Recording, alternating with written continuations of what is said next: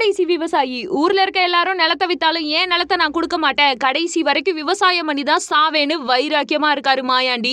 அப்பன்னு பார்த்து அவங்க கிராமத்துல இருக்க ஒரு பழமையான மரம் இடி விழுந்து எரிஞ்சு போயிருக்கு. எரிஞ்சு போனனால எல்லாருமே திருவிழா கொண்டாடணும்னு முடிவு பண்றாங்க. முடிவு பண்ண உடனே விவசாயிகள் எல்லார்கிட்டயுமே போயிட்டு தயவு செஞ்சு எங்களுக்கு கொஞ்சம் நெல்லு கொடுங்க அப்படின்னு கேட்டா எல்லாரும் விவசாயத்தை ஸ்டாப் பண்ணதா சொன்ன உடனே கடைசியா மாயாண்டி ஐயா கிட்ட வந்து நின்னா அவர் சொல்லுவாரு, என்கிட்ட சுத்தமா தண்ணியே இல்ல, நான் என்ன பண்றதுன்னு போது எங்களுக்காக ட்ரை பண்ணுங்க அப்படின்ட்டு ஊர்க்காரவங்க கெஞ்ச அவரும் ஓகே சொல்லிடுறாரு. அது மட்டும் இல்லாம அவரோட பையன் பேர் தான் ராமையா. மன ரீதியா பாதிக்கப்பட்டவர். அத்தை பொண்ணு இறந்ததுல இருந்து அவங்க கூட இருக்கதா நம்பிட்டு முருகன் கோவிலுக்காக சுத்திட்டு இருப்பாரு. இப்படிப்பட்ட சூழ்நிலையில தனியா வாழ்ந்துட்டு இருக்க மாயாண்டி ஊர்க்காரங்க கேட்டாங்களேன்னு விவசாயமும் பண்ண ஒத்துக்கிறாரு. நெல்ல ஒரு குறிப்பிட்ட பகுதியில மட்டும் விளை வச்சுட்டு பார்த்துட்டே இருக்காரு. களப்புடுங்கிற சூழ்நிலையில யாரையாவது கூப்பிட்டா கூட யாரும் வர மாட்டேங்கிறாங்க. ஒரு வயசான பாட்டி தான் அவருக்கு ஹெல்ப் பண்ண. அந்த பாட்டி போனதுக்கு அப்புறமா தனியாவே இவர் எல்லாமே கஷ்டப்பட்டு பார்த்துட்டு இருக்காரு. எல்லாம் 100 நாள் வேலைக்கு போயிட்டு இருக்காங்க. அப்போ ஒரு நாள் அவர் இருக்க ஏரியால மயில் செத்து கிடக்குது. அதை பார்த்தவர் புதைச்சு விட அது தெரிஞ்சு போலீஸ்காரங்க வந்து இவரை புடிச்சிட்டு போறாங்க.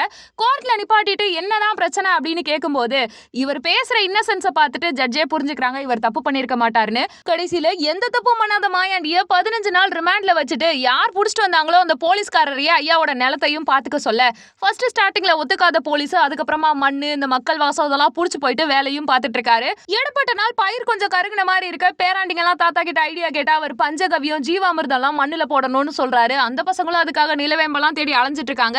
அப்போ கூட இருக்க ஒருத்தர் தேடு சோம்பேறித்தனப்பட்டுட்டு பயிர்ல பூச்சி மருந்து அடிச்சு விட பயிர் எல்லாமே மண்ணை கவுந்து கிடக்குது. இது தெரியாத தாத்தா 15 நாள் ரிமாண்ட் முடிச்சுட்டு கோர்ட்டுக்கு போய் நின்னா அவரு பயிரை பார்க்கணும்னு ஆசைப்பட்டுட்டு பேராண்டி ஒருத்தனை கூப்பிட்டு வண்டியில கிளம்பி போயிடுறாரு. போலீஸ்க்கு தெரியாம போய் பயிரை பார்த்தவர் மனசே விட்டு போயிட்டு என்னடா இதுன்னு ஃபீல் பண்ணிட்டு இருக்காரு. அப்புறமா அவரை கூட்டிட்டு வராங்க.